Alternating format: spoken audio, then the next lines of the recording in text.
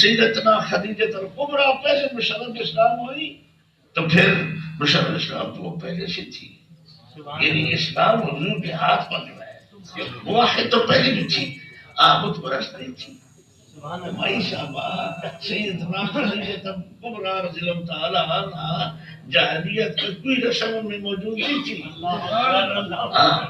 وہ مشرف اسلام ہوئی اور اس کے بعد پھر فوراً پہلے نمبر پر سیدتنا ام شفا سیدنا عبد الرحمن بن عوف کی والدہ مشرف اسلام،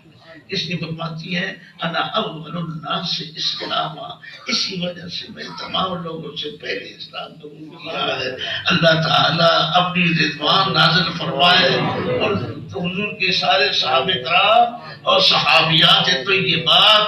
اور بالخصوص حضور کی والدہ مبارکہ اور آپ کے والد مبارک پر حضور پر نور صلی اللہ علیہ وسلم کے بارے میں لکھتے ہیں امام قلبی کہ میں نے حضور کی 500 ماؤں کے نام لکھے ہیں، ایک بھی نظر نہیں آئی جس کے اندر جہالت کی رسم تھی۔ اب ٹائم ہو چکا ہے، میں جو چاہتا تھا اس طرح نہیں ہو سکتا، ٹائم جو نہیں، تو اس لیے قربان اے جو فرماتے ہیں آپ، قربان اے خیال، اللہ پاک میرے اور آپ کے خیالات کو پاک رکھے۔ حضور پر نور صلی اللہ علیہ وسلم فرماتے ہیں خرجت من نکاح کا نکاح الاسلام، میں اس دنیا میں نکاح کے ذریعے آیا ہوں جو اسلامی نکاح کے ذریعے، اس وقت اسلام تو حضور لے کے آئے، لیکن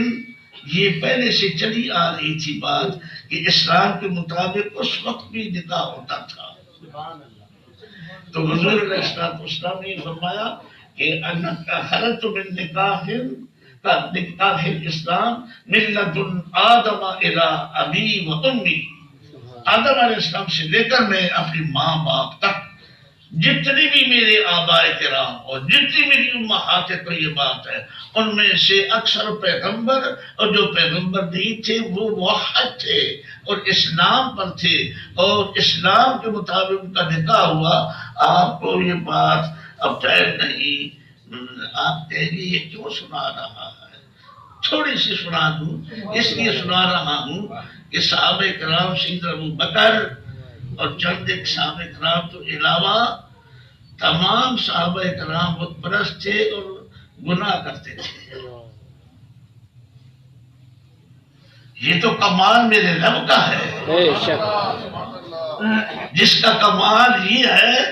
کہ میں بیان نہیں کر سکتا،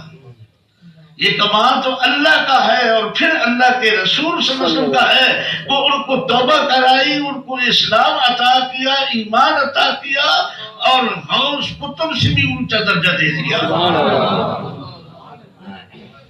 یہ نہ سمجھنا کہ گناہ کرنا شروع کر دو، آیا خیال شریف میں؟ تو حضور پر نور صلی اللہ علیہ وسلم نے آخر میں صحابہ کرام کو جمع کر کے فرمایا کہ تم اپنے ماں باپ جیسا میرے ماں باپ کو نہ سمجھنا، تم اپنے ساتھ میرے ماں باپ کو نہ ملانا، میرے ماں باپ طیب طاہر ہیں،